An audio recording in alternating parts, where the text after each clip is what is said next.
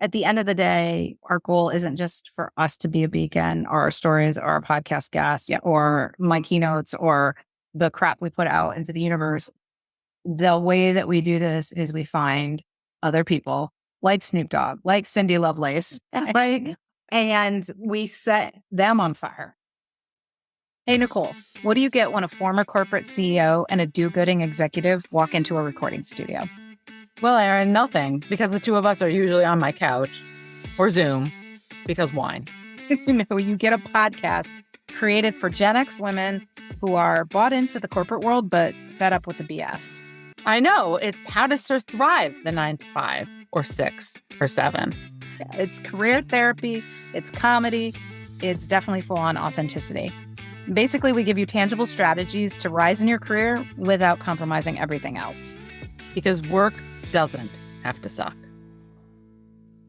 We're coming to you from the Mall of America. We alluded to this at our last podcast, but we didn't want to jinx it. But I got an email about 3 weeks ago from a gentleman from the Mall of America, one of the VPs of the team, which, by the way, I haven't even told you I haven't responded. It's pretty funny. I sent my dad picture of like the kids. They know we're here. Okay. And his question this morning was, does that guy just run the rides or does he run the whole mall?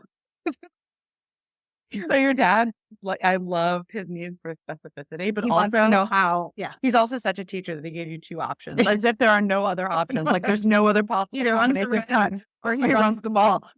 Right. Like there's no other combination. So dad is in between. He runs. He does not run the rides. He runs the experiential, they call it. And basically his job is to come up with cool shit. So he apparently is a podcast listener, and he's a podcast listener because he read the book, and he read the book because his wife read the book, and then it goes from there. And family.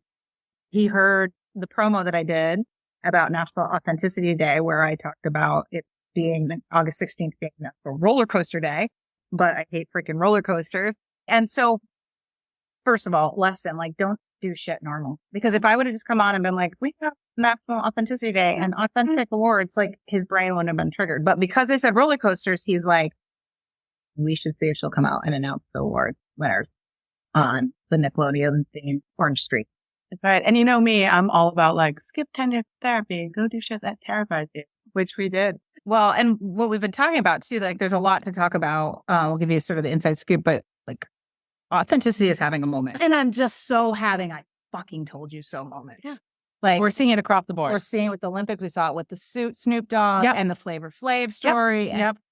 And some of the icons of the Olympics, these, Alona Maher from the American rugby 7 team. Oh, super authentic. So authentic. And then that in your face. How is an athlete that normally in a sport that's not top tier, it really just by her being so much more authentic, like she posts these hilarious videos about, her in the cafeteria at the, what do they call Olympic Village? Oh. How she's like joking about she got, she met a guy, but it's like, he told her to move ahead in the line. Yeah. She's like, okay, so wedding colors are going to be. Yeah. And then the whole thing about how she how the Olympic Village is like Love Island. She's like, well, I'm going to find love.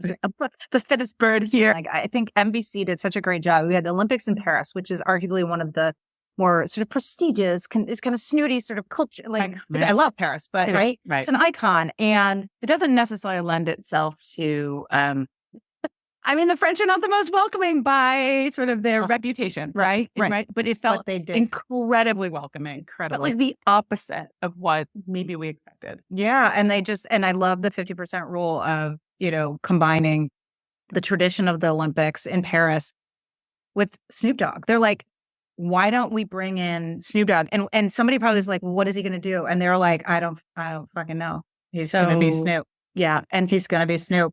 He's just going to hang out and be Snoop. And they thought, let's spend a bunch of money on this and that's part of the 50% rule. How do you money on this? Juxtapose two things? And people loved it. And I could do an episode about just Snoop Dogg's appearance at the Olympics. And I know that not everybody agrees that it was a great thing, right? How did this guy who was once on trial for murder and known for smoking weed, part of a rap crew, how did this guy become the all-inclusive symbol of America? what a freaking rebrand. And a bestie and Martha Stewart and mentor. Well, did you see there's a meme that it was, or maybe it wasn't a meme, or I saw a post, it probably went pretty far. That was something like, my mom was telling me today how much she loves Snoop Dogg at the Olympics, and I had to remind her that she grounded me for buying his album in 19 whatever. That is also me. My Snoopy character. It's really funny. I guess she caught him commenting on the admin, where she's like, "You got this right there. Oh yeah, going deep." And then steeplechase. I did not even know steeplechase was an event. I thought that involved horses, humans jumping over. Like American Ninja Warrior.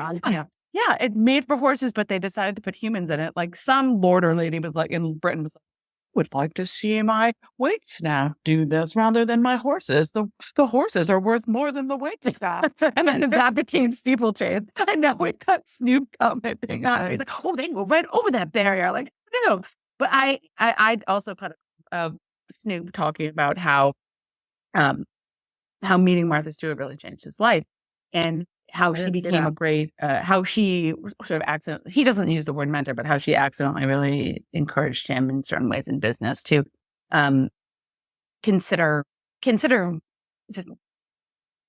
Essentially, what she did was sort of capture his curiosity, and she fed it and helped him see how it could help him with his own brand, and could just engage more markets, and how he could create niche spaces for himself. He talked about it in relation to his relationship with Skechers shoes, and why she encouraged him to go with Skechers versus some other brand. And the way that he talked about it was so inclusive, about how people all over the world, hospital nurses are wearing Skechers, kids in third world countries are wearing Skechers. And he just talked about how it was so inclusive and how it was a special place for him. And it was Martha Stewart who was the one who advised him on this. And I love that so much, because my biggest complaint about Martha Stewart has always been she is just too much perfection. It's sort of it's a little bit of a trigger, like we talk about, like being a trigger for you, like Martha Stewart for an imperfectionist like me, right? And not that she has that Connecticut, New England vibe, right, Fairfield County, no offense, but Skechers isn't necessarily a brand that screams perfection. I'm not saying they do anything wrong, but they're not a hoity-toity. It's not Nike with its 2 basketball shoes and that's it, or whatever. It's like 17 does. Whatever. But for basketball people, I'll play basketball. I'll do sports ball. Give me something I can use in my regular life. And I think that's kind of where they went with it. And I thought, but it's just what's so incredible is first of all, it's this like, again, it's Gen X. It's Gen X. Like, Gen X is the ambassador of America. Yeah. Right? He's making this accessible. He's showing up as his very authentic self. We've all had a little bit of I think post-COVID, we've had a little bit of a more laid backness about us, right? He is embracing his full self. Yeah, he got paid Snoop Dogg level types of money, but think about all that he sort of brought to the table. I mean, he brought his full self to the table. He brought new people to the table. And he also brought other interests of other celebrities and other people who also kind of wanted to become part of the scene. Like we saw that. And just bring them. He gave them that permission that authenticity does to, probably do it in a way that they hadn't before. Maybe go see some things they hadn't, to laugh and have fun in a way. Right. Like, that's what's so beautiful about authenticity. The first person that has the guts to do it, which I wouldn't even argue is Snoop. It's really, I got to give the network, and I don't know who to credit, NBC, but NBC, like they're the ones that took the risk, probably. And right, Snoop doesn't have anything to lose. I can't imagine. Right, but whoever takes the risk. Well, that clip of him with Kevin Hart from I didn't see it. So that's what started this all, was how when he first saw the last Olympics, he and Kevin Hart were filming, I don't remember what, but they were filming of him commenting on the dressage with the horses at dance. And he called them the crib walking horses. Oh, I didn't know that. And that's how it got started. Okay, that's how it got started with the dressage. And so then when they showed him with Martha Stewart in the dressage outfit, full circle. But just absolutely. But I think somebody caught that. And then he did a piece with Jimmy Fallon, and Jimmy Fallon was really promoting, like, we need Snoop Dogg to be Olympic.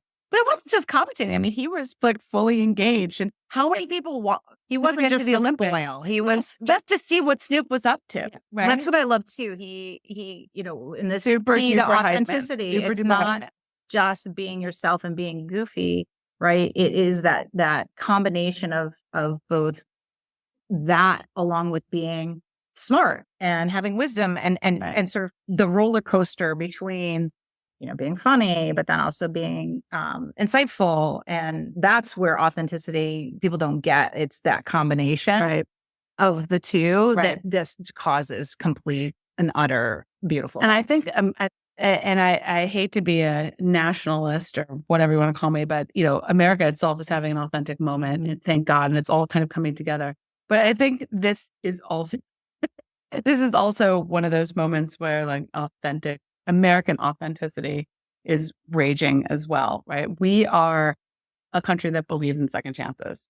This is Snoop is the example. Second chance society, right? I mean, this is, like I said, first chance, second chances, right? And he has something in him, and he has walked into the right people, the wrong people. But I know his story. I'm aware of what he came up through and the difficulties that he came up through, and that he's landed in this place. And now we're all not just cheering him on, but by cheering him on, we're cheering ourselves on. Yes.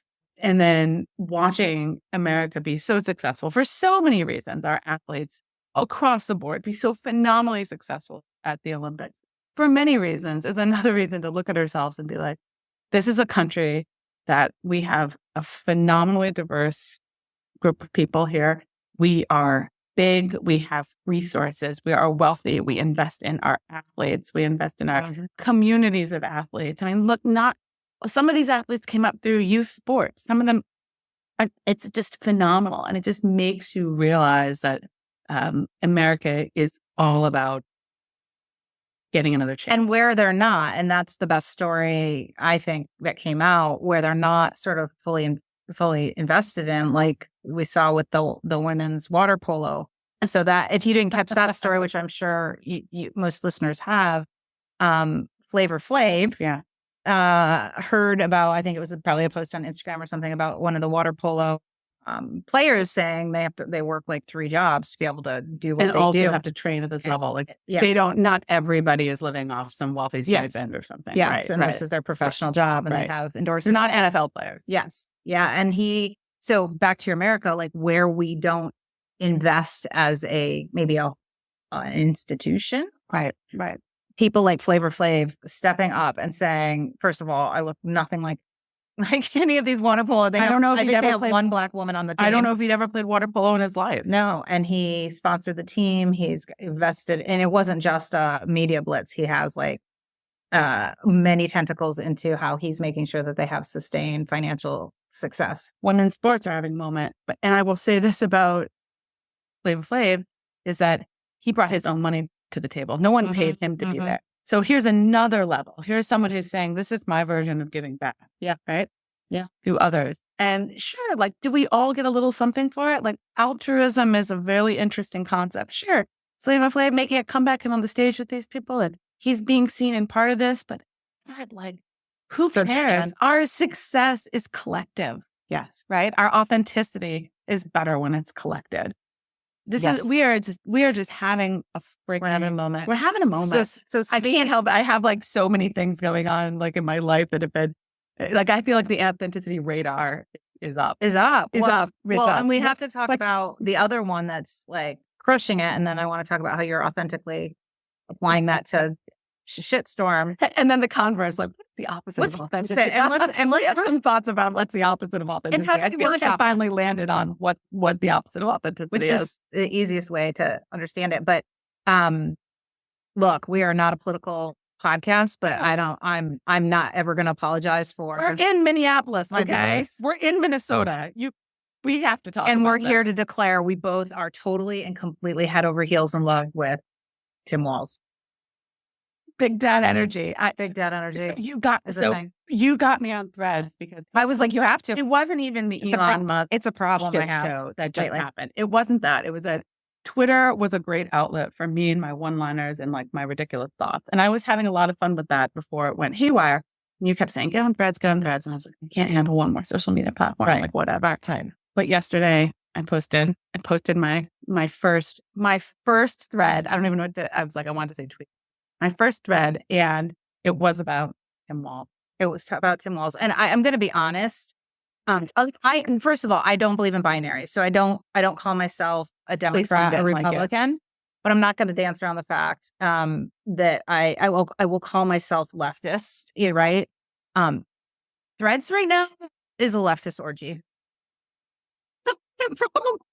That's the truth on how she finally. I've told her like 3 times because one, there's just a lot of really good energy on Threads right now, and there's a big turnaround in the race, and I'm sure whatever if you're a big Trump listener, like go like you're just not going to want to listen to my first thread was because you're the one who turned me on to big dad energy. So I guess there's like a hashtag that you can use, but only one. And so you said type that in, and I typed big it in, energy. And it was all Tim Walz. And here we are. We're flying into Minneapolis. Yes. Like I got to get on the train here.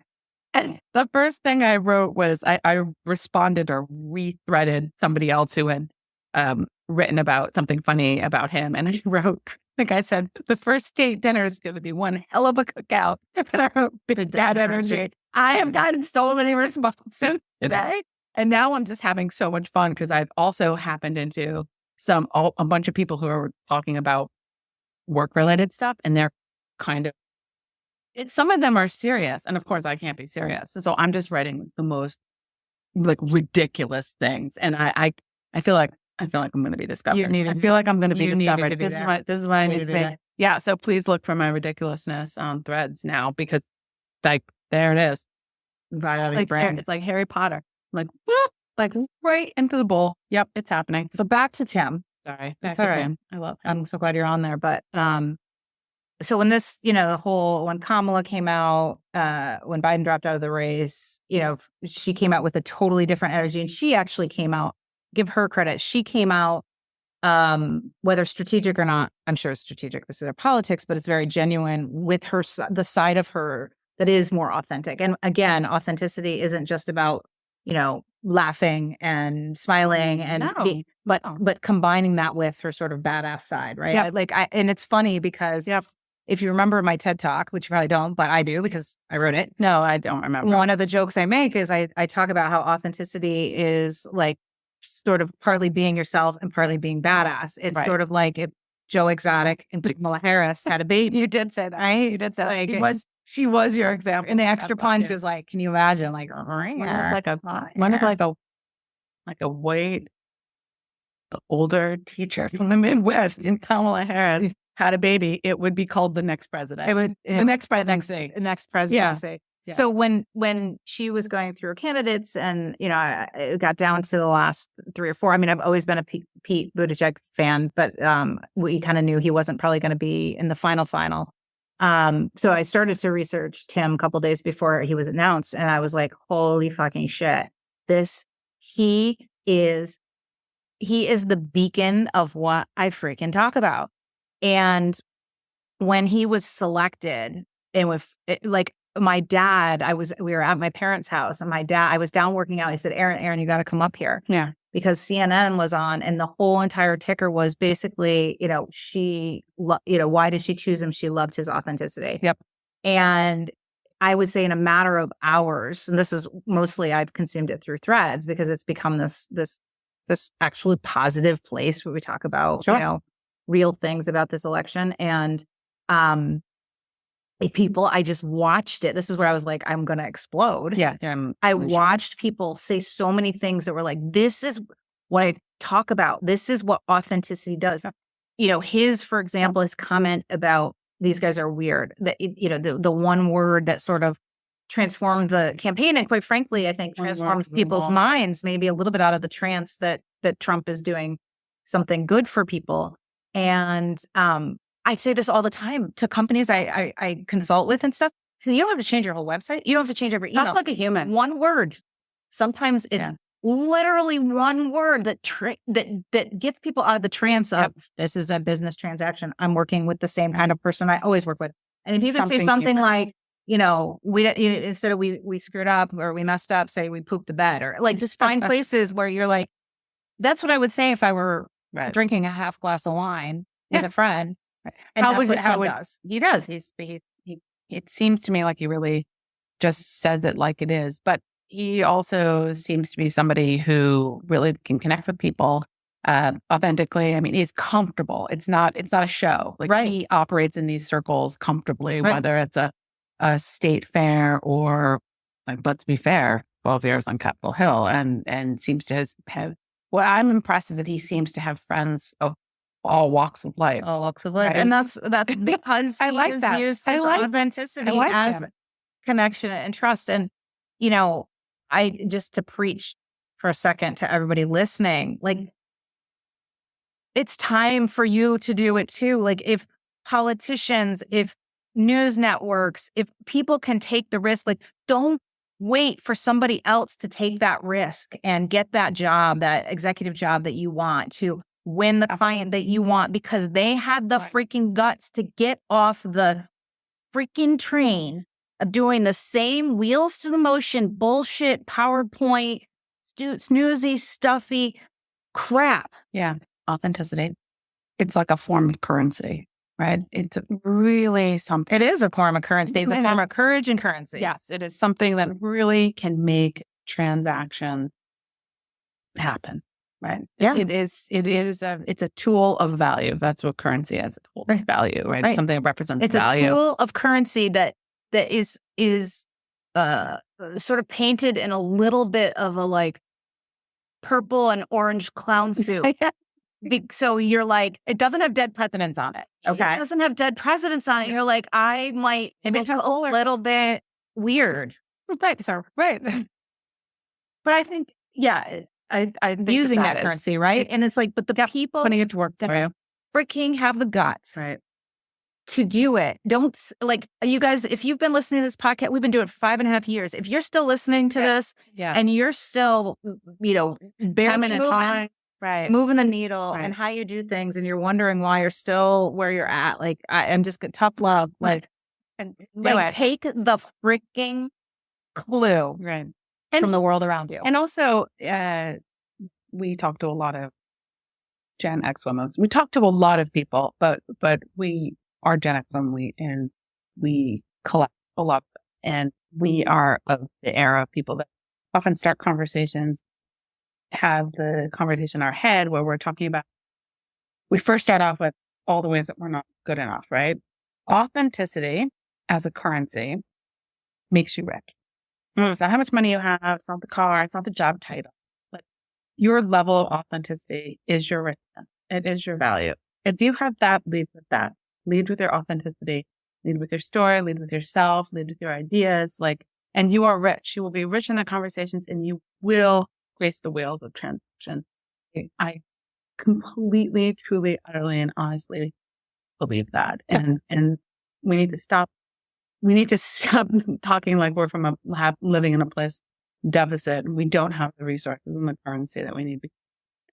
And don't have the courage. And somebody said to me, when I was giving a talk one time, I hadn't thought about that. I said, I think people that are authentic really are those that are the most confident. And I agree. Like, I was like, you're right. Like, we think that it's, we're going to look dumb. We're not going to look as smart. Right. But there is what people actually see as a confidence. And then the question is, well, how do I get that confidence? Right. And you get the confidence simply by taking tiny little steps, little tiny experiments, and collecting the data. Collecting the data. Collect the data. Like, look for the data. Right. Like, too often you might do something and you don't collect. And what I mean by collect the data is watch somebody's expression, watch somebody's reaction, watch if somebody sends an email back that they didn't before, watch if they buy your product that they never did before. Like, collect these data points. I am confident with my authenticity, not because I was born with it. I'm confident because I collected the data from my father first, then for myself. And when you have data behind it, you're like, it's not that risky, because I know when I, for example, get on a call with a CEO that might look very straight and narrow, and I purposely sort of avail a humility moment or change a word, right? From this to weird to poopy or whatever. I've done it enough times where I see them crack a smile. I see them let their quote unquote hair down. Yeah. Most of them don't have hair because they're CEOs, but much hair. I've collected the data. That's what's giving me the confidence. It's not an innate ability. It's I have the experience that says if I do this, then they usually, I feel more comfortable with me. They open up. They like me more. They respond better, etc. Agreed. And I don't think that, people often have a hard time, or sometimes one of the things I hear is that people haven't really adopted what authenticity means for them. It's not just about breaking the rules, right? It's about bringing your full self in a way to a situation, finding a way to help communicate, connect, and serve others. And not every situation is right. Not every boss is right. Not every transaction is right. But knowing yourself and being yourself will make you that much happier with whatever the outcome is. Yeah. That's the whole point, right? I keep wanting to move forward in a way that feels good to us, progressive in some way. And just if your authenticity says, I'm going to run from this fucking job, so be it. Next move, right? It doesn't mean about making everything work as it is and the way that you expect it to work. It's all about creating that landscape of options that are within, in some sense, control. You have clear expectations and you have some control. Because honestly, how many of us feel out of control? And that is why we can't be our authentic self.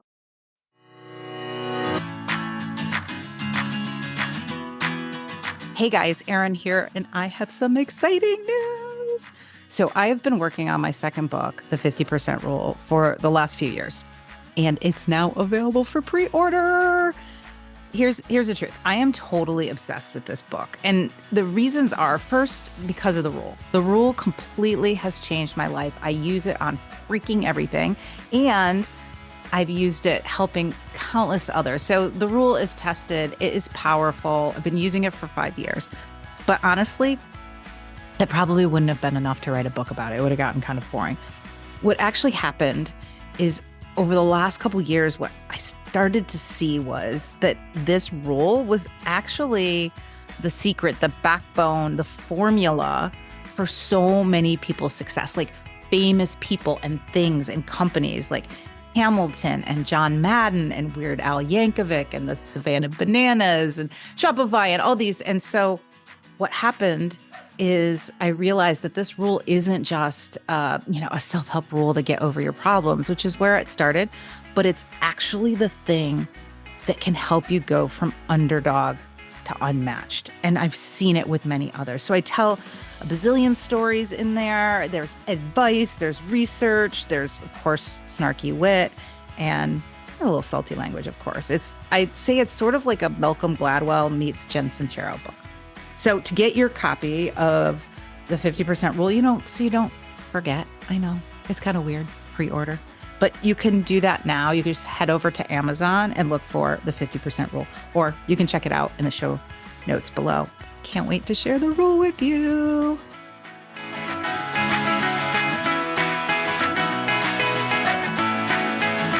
You've been through a shit storm. And I've been through work in the last week. Well, in last week and a half. Yeah. Well, first I'll say this. It started off with my father. I lost my father 2 years ago, and his twin sister recently passed away, which is that was last week before. And that was a huge blow, right? Because this is someone who is essentially the twin identity of my father. And like one of our last real connections to him in that generation, particularly hard for my mom. And, just, she had suffered a long time, but she was a really funny, sweet. I mean, she wasn't really sweet. She was edgy as shit. What I really, really loved about her was that she always ended every conversation.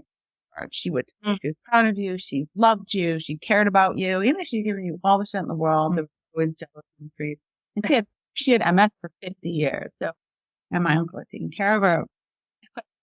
Two funny things was when I wrote a little tribute to her on Facebook, and my cousin and other people read it, and I mentioned this how she always ended things on word. That was like her authentic thing. Right. And even when I was, that goofy, insecure teenager with an Afro mullet, like she still loved me. And now Afro mullet's trending in your family. Afro mullet is trending. I mean, I cannot tell you how many people came up to me at the funeral and were like, Afro mullet. And they were like, and then I mean, there were some really light and comical moments. So the other thing was my nephew, because he's 2.5. My brother said, he's part of the family. We're bringing him, right? We're bringing him. So, well, they were getting ready. They left me with him. And so I decided that it was time for unsafe activities with Auntie Nicole. And I was teaching him like the devil horns. And I was like, and we were just, playing heavy metal music and living our best. But he has big blonde hair as well. So our big blonde hair light. So we get to the funeral. There are several light moments, particularly with the 2.5-year-old. And we get to the graveside ceremony. We're there. They're handing out flowers. And we're all sort of solemn. And we're heading up to the casket. And Sonny gets up there. He holds his flower and he goes, "Who's ready to run?" Right over the casket. And I thought, his definition is authentic. And like your father and your auntie, you will never confess that you're the one that took the bath. I just was like, Go to your grave with them. I was like, I'm except to the podcast meeting. I was like sliding under my chair. And of course, my brother's looking at me. He's like, I know where that came from. Right. Because, he's looking right at me. He's like, ready to rip. He also, during the communion line, he went up to the priest and he tugs on the vestments and he's handing out the communion. And he's like, hey, buddy, I need one. And that's so, until then, it's like, I'm like, it's funny, but I also had this moment of being like, kids are the most authentic humans, on earth. And here I am coming to a funeral, which is sad and tragic and, brings up some issues with my dad. I somehow managed to be myself, even in those environments, and it endears people to me, and I think makes the situation better. But that started the week. And, work has been really hard. I mean, anybody who knows what I do for a living and lives in Connecticut knows that, as an energy economist and being involved in utilities, like there's been some serious rate shock lately. And there's a lot of reasons for that. Won't nerd out. That's a separate podcast. That won't be aired on. But she'd be like, snore. And this is like a podcast I dream of where I get to talk about utility rate making all day. It's super exciting. But with me, it would be super thrilling. And let me tell you, I bet you would all finally learn something about your electric bills unlike prior. But it's been a moment of rate shock for a lot of people and for a lot of reasons. And this is something that didn't happen overnight. And there's lots of players. And to quote my boss, who is fucking hilarious, he's like, we're all a little bit wrong. It's like, God bless him, right? He just sums it right up. But it's been a really hard time. And, people are so upset that there's been questions around security. There's been my staff has been overwhelmed. There's been public protest and online protest and some forms of protest to sort of break the system, and so that people they want sort of want to mass communicate like their pleasure. But it's really, really hard when you're not set up for that or when you're not expecting it. And it could have been a crushing blow to my staff. And a lot of things. A lot of things. Authenticity. I like to comes in like authentic Nicole. I did a couple of things, and maybe you don't always, like particularly in a crisis, you don't always endear people to yourself, but you have to. I know one of the things that I know is my value that makes me who I am is that I'm great in a crisis, and so I did not wait for permission. I came up with a plan, and then had to bring people into that plan. So I did that at the higher levels, right, with my staff. I slowed things down rather than feeling like they were in a vortex or pain where they were just getting slammed. I found a way to sort of just slow things down and give them some tools so they could help sort of protect their mental health. They could learn, and that they could also just sort of take things to the next level. And then I wrote a really funny rap song about the experience and sent it around to everybody because, that's worth 30 minutes of my lunchtime. I mean, among other things I did, but yes. I love it. And Nicole is going to perform it, quote unquote, not really perform it. If you stay to the end, we do have to sort of wrap up with the authenticity awards and stuff. But yes, I just want you to know I've asked her to grace us. It's called 10,000 Complaints About Energy Rates. And it's really a banger. And it could be a song set to something like Take It Easy or Little Pink Houses. One of those good sort of protest all-American vibe songs, or it could be a rap a la Snoop Doggy Dogg. I'm still trying to find my celebrity to perform it. So if anybody has, and my agent, anybody has inroads, this is a banger. I'm telling you, like, we're all going to feel it. But, this is what amazes me the most is, right, because shit rolls downhill, like particularly in corporate America or wherever, or any working environment. When bad shit happens and it happens with the public, like, I also made a lot of cultural references. Like, I was like, it's kind of like the White Walkers, and we're sort of Jon Snow and his people, like, standing at the wall trying to hold them off, right? You just have to relate to them as a human, relate to them what they're going through, give them the best tools you can, like, show them that you're in control, have a little humor, and demonstrate that you're going to protect them from whatever it is. Whether it's things that they feel are out of their control, working with leadership, public, taking their safety, taking those things on, but doing it with like a sense of humanity. And I know why they're doing that. I know why they're working so hard.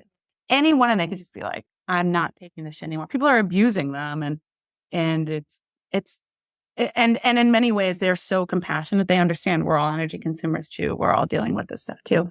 But they're doing it because they're doing it for me, and they're doing it for their teammates. Mm-hmm.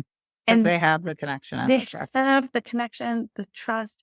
They know they can bring their best selves to work. They know they can bring their worst selves to work on some days. And we're going to operate as a team. We're going to get through this like crisis authentically. We're going to do it the best way we know how together. Because in this situation, authenticity is not just about an individual, but it's about this collective experience. We're in like a vortex of pain. Like in crisis, authenticity kind of has to, permeate a community that's going through this crisis together. Yep. And I think this is one of them, and they really like 10,000 complaints about energy rate. I love it. And I want to make sure to do that without having to crawl under the table to plug in the computer. We're at 21% remaining. 21%. So now we have our shot clock, which is probably what we should do every freaking episode. So we should unplug my computer every episode and only be able to record until it dies. I want to sort of tell you guys the inside scoop of what we did. And most importantly, I'm going to tell you who won the 2024 Authenticity Award. So back to why we're at the Mall of America. We're at the Mall of America. I told you the story about the VP, Chris Grapp is his name, reaching out to us and having an idea, which turned into a bunch of things. So we've been here. I recorded on their podcast yesterday. They have a podcast. We then got to do an interview. You had a great dynamic, by the way.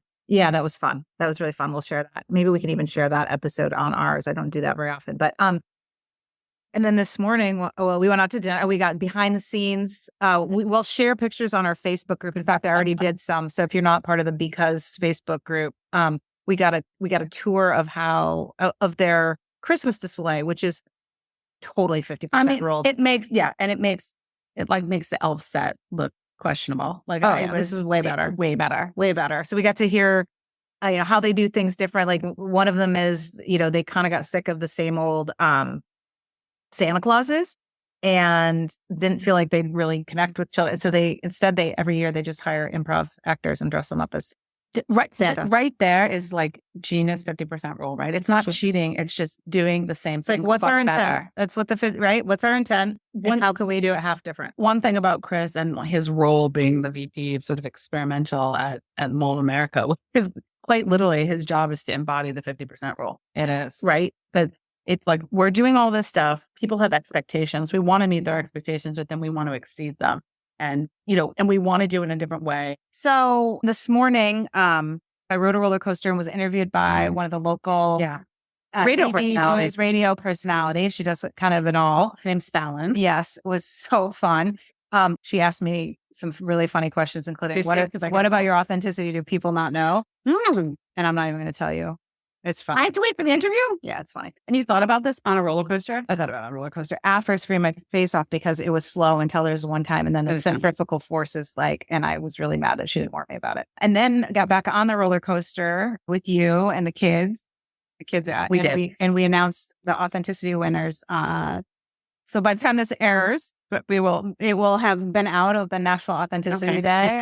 Can you tell them us here now? Yes, I'm going to tell you here now. Okay. So first I'm going to start with the authentic company. Okay. The winner this year was Equity Health, who focuses on health for people in marginalized communities and places where they need it most. And what I loved most about their Big Dad Energy. Tim Walz would love it. What I loved most is the nominator talked about how they very sincerely only hire people that just give a shit about what they do. And they call themselves healthcare rebels. And I love that, talk about changing the world. I can't tell you, because I come from the healthcare industry, how many freaking companies are revolutionizing healthcare. It makes me want to fucking throw up, right? Because are they really? But when you just change it slightly and you say, we're healthcare rebels, Right. how different is it, right? It's so freaking, it unlocks. And I'm sure that it unlocks them internally to say, how do I become a healthcare rebel instead of how do I innovate healthcare more? You know why? Because think about this.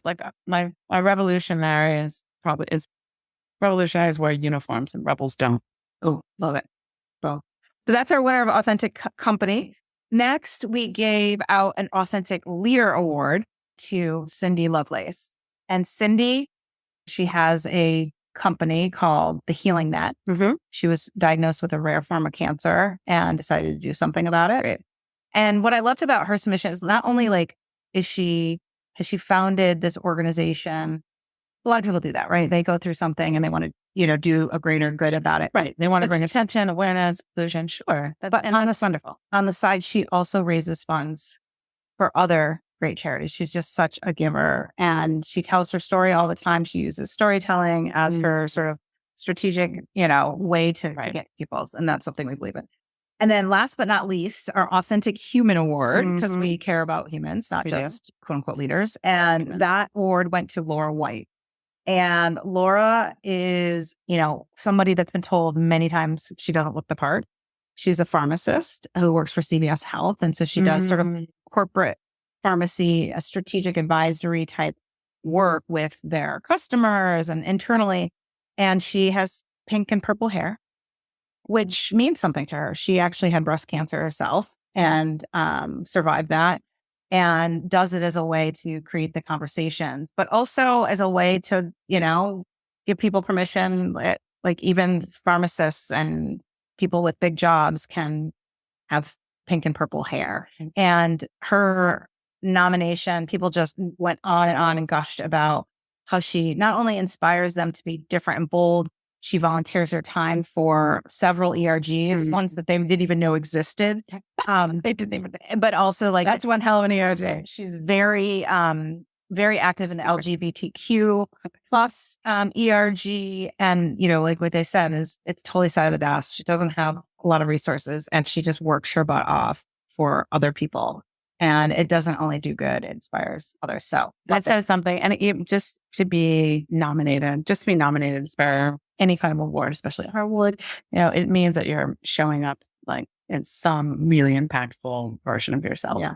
And, I think that matters. Yeah. And we had more nominations than we've ever had. Great. It's the third year. Great. 2024. August 16th. And we're, at the end of the day, our goal isn't just for us to be a beacon or our stories or our podcast guests or my keynotes or the crap we put out into the universe.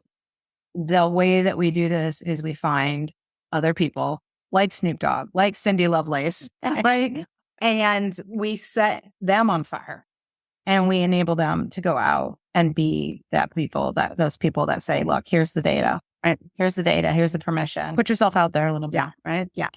Can't show your value or share your wealth if you don't put yourself out there. Yeah. Yeah. So I'm so excited for them. We'll be sending them their GOAT trophies and some other swag. Thank you, Simone Biles, for bringing attention to the GOAT. Yes. They're not diamond encrusted, but they're pretty dope. They are not, I will admit, they are not greatest of all time. They are greatest of authenticity trailblazers. Okay. That's GOAT. That's our GOAT. And we thought maybe we would end it with your 10,000 plate.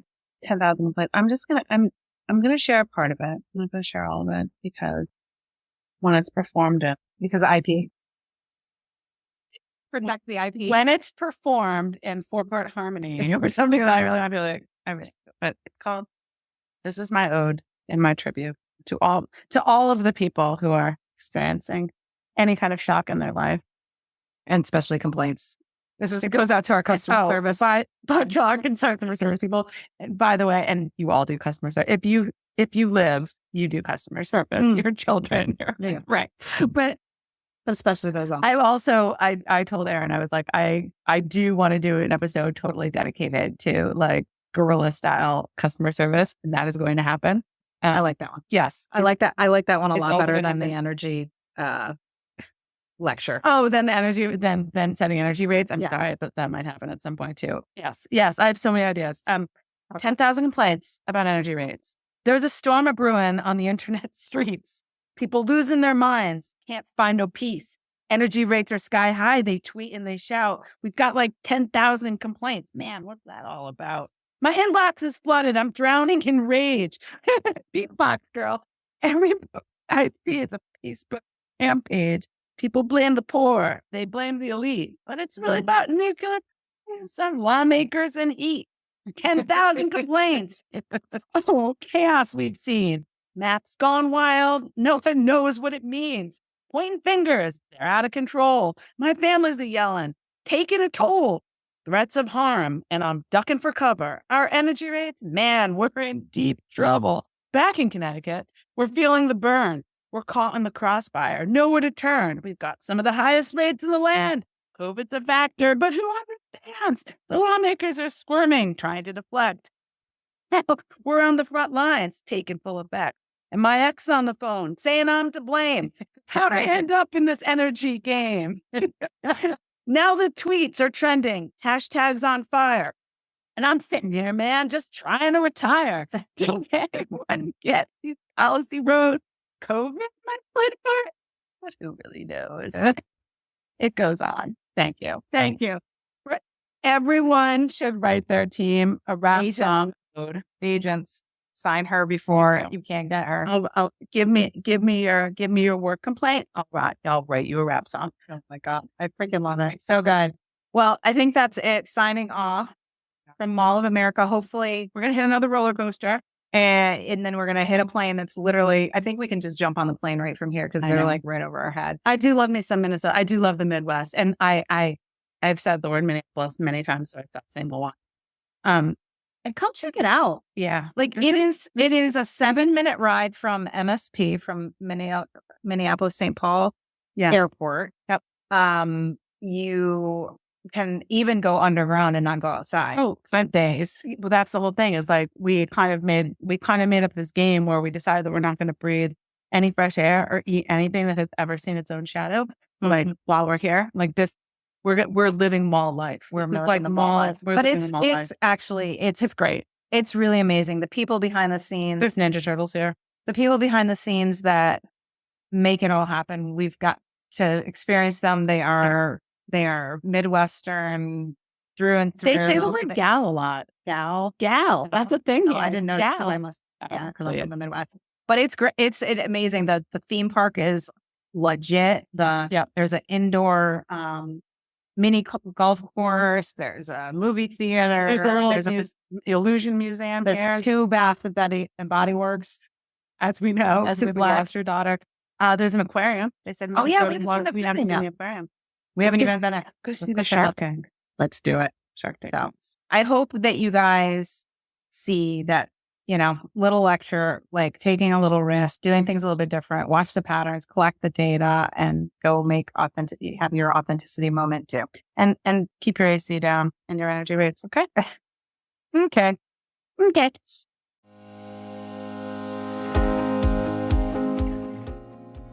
Hey, it's Erin with a teeny request. If you have ever gotten any value from this podcast and you'd like us to stick around, plus you want it to continue to grow so we can kind of swindle bigger and more knowledgeable guests to join us and to keep providing you with tangible and inspiring actions you can take to achieve the career and life you deserve, could you please just take 1 minute to leave us a rating and a review? Those reviews go a long way in attracting guests to the show, and candidly, they really make Nicole and I's day. We see you. We really do. So when you have the time and inspiration, we'd love to see a rating and review from you. Thank you.